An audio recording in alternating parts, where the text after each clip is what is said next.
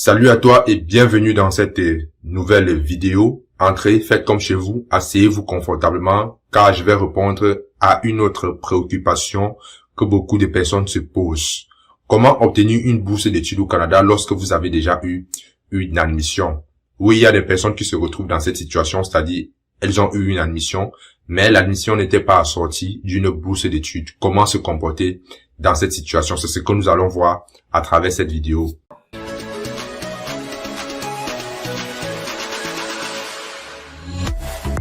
Alors, une fois de plus, bienvenue dans cette vidéo. Je suis Arthur du blog Arthur Tient au Canada. Sur cette chaîne YouTube, je parle d'immigration. Je partage mon expérience sur le processus d'immigration. Et très bientôt sur cette chaîne, je partagerai mes résultats en e-commerce. Si ces deux contenus t'intéressent, je t'invite à faire deux choses. De t'abonner à cette chaîne pour ne pas manquer les vidéos que je sors quotidiennement. Et la deuxième des choses, c'est de cliquer l'un des liens en dessous de la vidéo pour entrer ton email. Après quoi, je t'enverrai des contenus, des conseils, mes astuces sur comment le processus, n'est-ce pas, tous les processus pour immigrer au Canada. Donc, dépêche-toi, clique sur le lien en dessous de la vidéo. Ceci étant dit, si toi, tu souhaites immigrer au Canada et tes parents n'ont pas les moyens, et voilà, tes parents n'ont pas les moyens, je t'invite à cliquer sur le lien en dessous de la vidéo pour regarder le guide des bourses d'études pour les étudiants étrangers que j'ai écrit, n'est-ce pas, qui contient beaucoup d'opportunités de bourses au Canada, ok? Si tu souhaites immigrer au Canada à travers les bourses, tes parents n'ont pas les moyens, tu ne sais pas comment faire. Les bourses d'études sont, n'est-ce pas, le moyen qui est adapté à ta situation.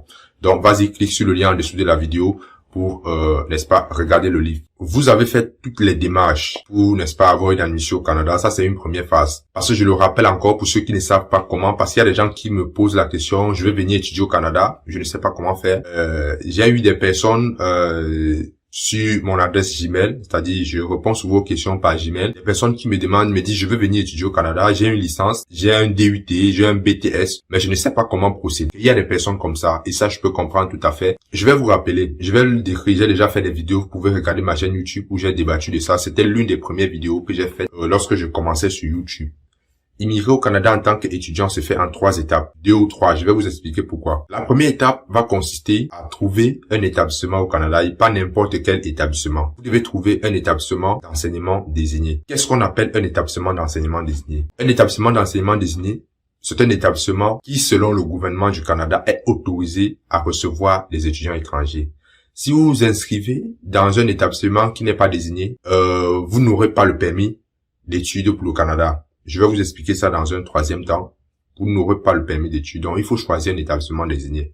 Et c'est très simple. Vous allez sur Google. Vous tapez EED, établissement d'enseignement désigné au Canada. Vous aurez toute la liste des établissements d'enseignement désigné. Un établissement d'enseignement désigné est caractérisé par le numéro, n'est-ce pas, qui fait de lui un établissement d'enseignement désigné. C'est aussi simple que ça. Donc, une fois que vous avez trouvé l'admission dans un établissement, je peux pas vous dire comment. Il y a plusieurs universités, il y a plus de 200 universités au Canada avec des collèges, ainsi de suite, ainsi de suite. Donc, allez sur Internet, faites vos recherches. Ok, les gars? Lorsqu'on veut entamer les études à l'étranger, on doit être autonome. On doit être indépendant.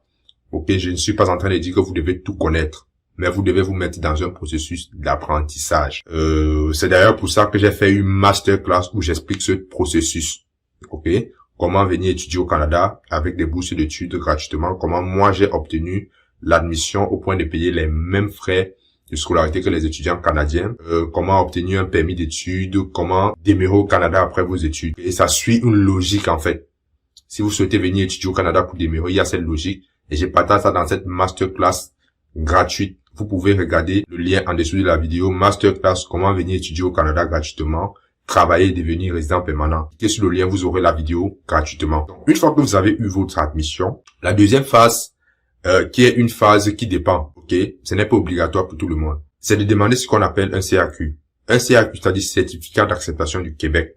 Comme vous l'avez compris, le Québec, c'est lorsque votre établissement, votre université, votre école est située dans la province du Québec. Dans ce cas, vous devez demander ces documents. Le Québec est la seule province qui demande ces documents supplémentaires. Ok, donc si votre établissement, votre école est au Québec, vous devez faire ce pas. C'est-à-dire c'est un document qui coûte environ 120 120 dollars canadiens, multiplié environ par 400 ou 420, 20 pour trouver ça en francs CFA pour ceux qui sont dans la zone francs CFA. Et voilà, et multiplié par 1.5 pour ceux qui sont en Europe. Je vais dire diviser par 1.5 pour ceux qui sont en Europe. Donc, une fois que vous avez ces documents, vous devez aller demander ce qu'on appelle un permis d'études. D'accord?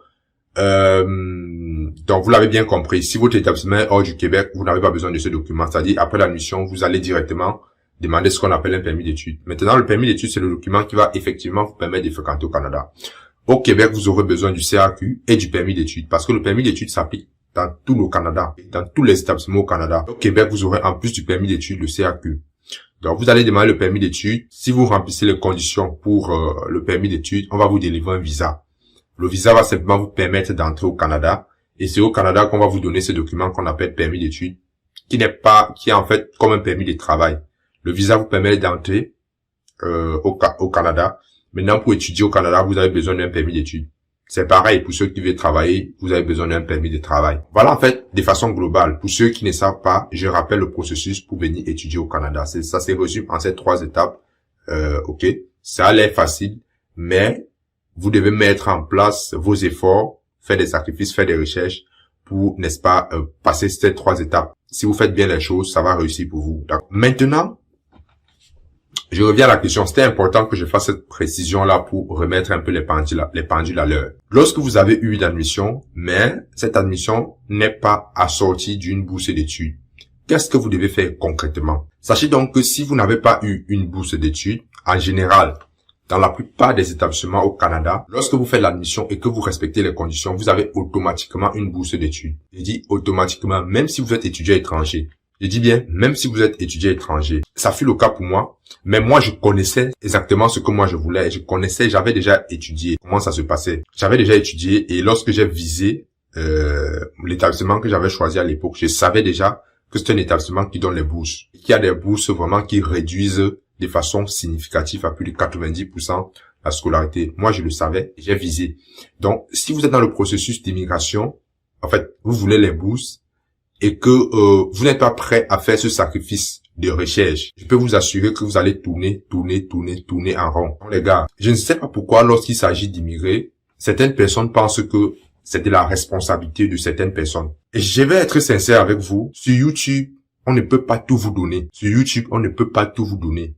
Pour ceux qui pensent que en regardant les vidéos YouTube, ils vont obtenir tout ce qu'ils veulent, moi je peux vous dire, ils se mettent le doigt dans l'œil. Vous pouvez avoir des informations pour démarrer, oui, vous pouvez avoir des informations qui vont vous permettre de résoudre des problèmes particuliers, d'éveiller votre esprit sur certains aspects, de façon générale, pas uniquement de l'immigration, mais sincèrement, vous ne pouvez pas avoir tout sur YouTube. Parce que s'il y avait tout sur YouTube, c'est que les pays pauvres sont développés. S'il y avait tout sur YouTube, c'est que la plupart des personnes sont riches. Parce que on parle beaucoup de richesse au Canada, c'est que la plupart des personnes immigrent au Canada.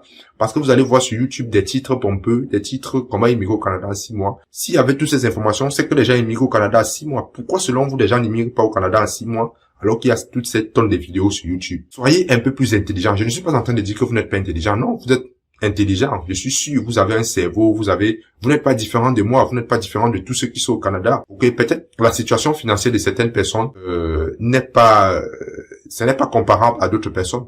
Mais lorsque vous n'avez pas d'argent, il faut avoir la connaissance. Et la connaissance aujourd'hui, c'est quelque chose accessible à tout le monde. Donc lorsque vous voulez immigrer au Canada, vous n'avez pas les moyens de chercher la bonne information. Je l'ai dit dans l'une de mes vidéos, pensez-vous qu'il n'y a pas d'orphelins qui fréquentent au Canada? Pensez-vous que vous voyez des pays en guerre, des pays où il y a des sinistres, par exemple comme Haïti, des pays où il y a des guerres, par exemple comme l'Irlande, par exemple comme comment on appelle ce pays-là, j'ai oublié le nom. Vous savez, il y a des pays dans le monde où il y a les guerres, il y a des séismes. Est-ce que vous pensez que des personnes issues de ces pays ne sont pas au Canada pour fréquenter?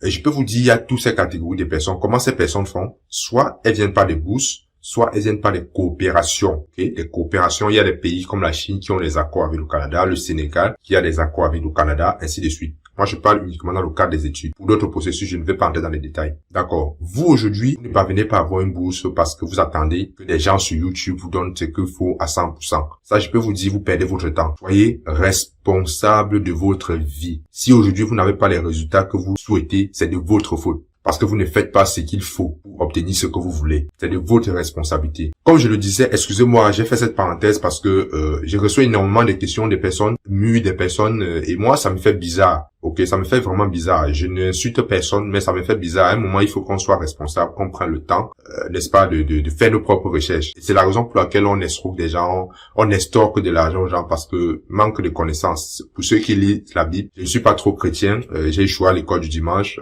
Vous savez bien, on dit le peuple périt faute de connaissances. Je pense que c'est ça, si je ne me trompe pas. Donc, faites vraiment les recherches des gars.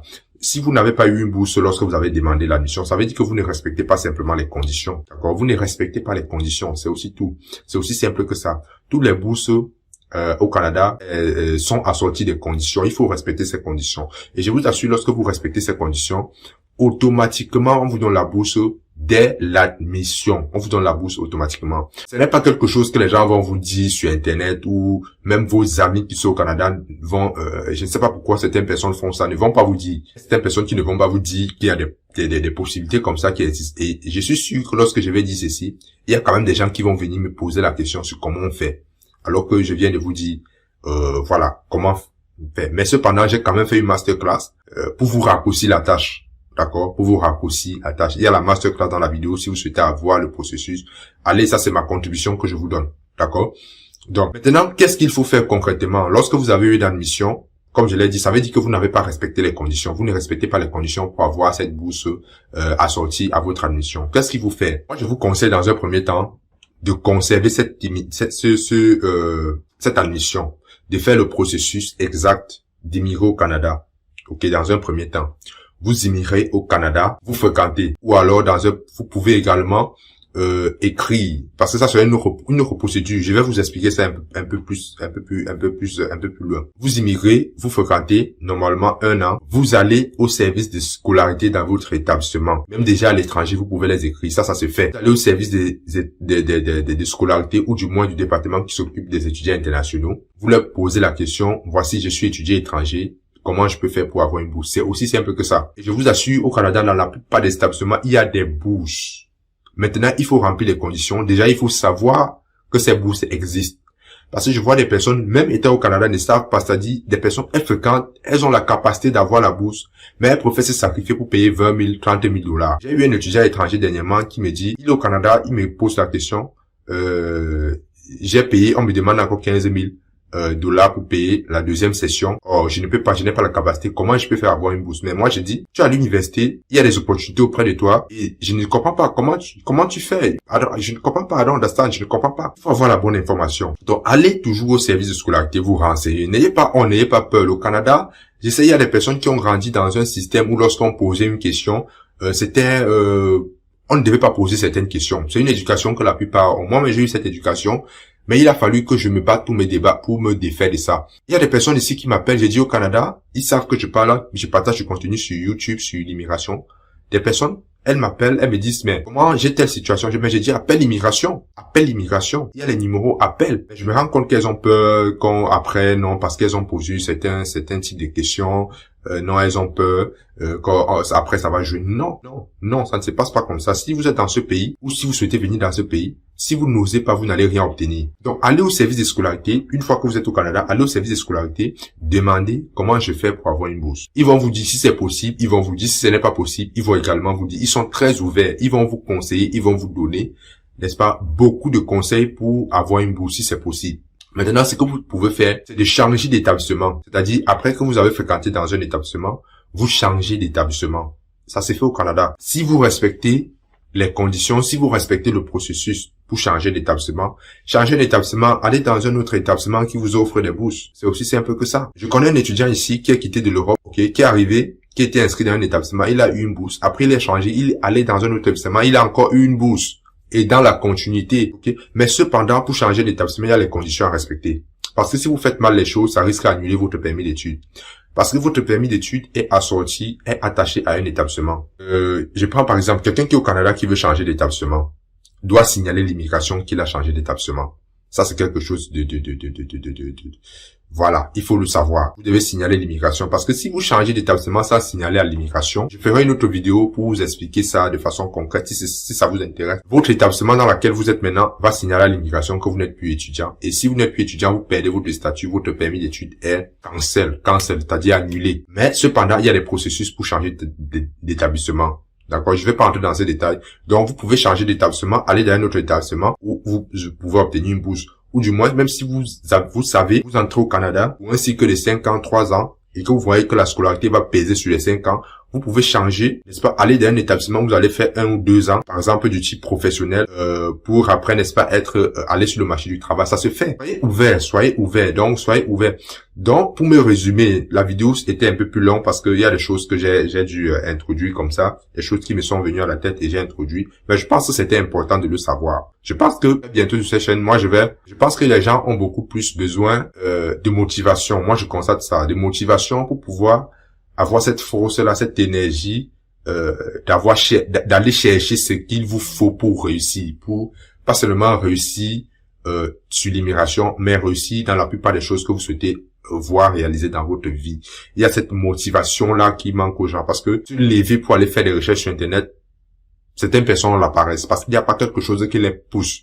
C'est-à-dire, des gens veulent aller au ciel, mais les mêmes gens ne veulent pas mourir. Vous voulez immigrer au Canada, mais vous n'êtes pas prêt d'aller chercher l'information. Vous n'êtes pas prêt de payer. Je vois des gens qui me disent, je n'ai pas l'argent pour payer la connexion. Mais écoute, si tu n'as pas l'argent pour payer la connexion, pour te connecter, faire des recherches pour ton propre bien, comment est-ce que tu vas faire pour payer les frais du permis d'études? Comment est-ce que tu vas faire pour payer les droits de scolarité, les frais d'admission? Comment est-ce que tu vas faire? Tu es beaucoup exposé à l'arnaque, Quelqu'un va venir te proposer la facilité. Comme tu veux la facilité, tu vas tomber dedans, tu vas porter tes économies, tu vas donner. Bye bye. Au revoir 4 millions de francs CFA, au revoir 1500 euros, ainsi de suite, ainsi de suite. Ce sont des cas réels. Donc voilà ce que j'avais à vous partager dans cette vidéo, les gars. Si ce type de contenu vous intéresse, si vous voulez savoir comment moi, l'état d'esprit dans lequel j'étais lorsque j'ai eu un refus de permis d'études et tout ce que j'ai mis en place. Parce que c'est ça, c'est beaucoup important. L'état d'esprit. Dites-moi dans les commentaires, je vais vous faire des vidéos pour vous montrer comment est-ce que vous devez procéder pour vaincre cette paresse qui vous empêche de faire ce qu'il faut pour obtenir ce que vous voulez. Dites-moi en commentaire, je ferai des vidéos dans ce sens-là.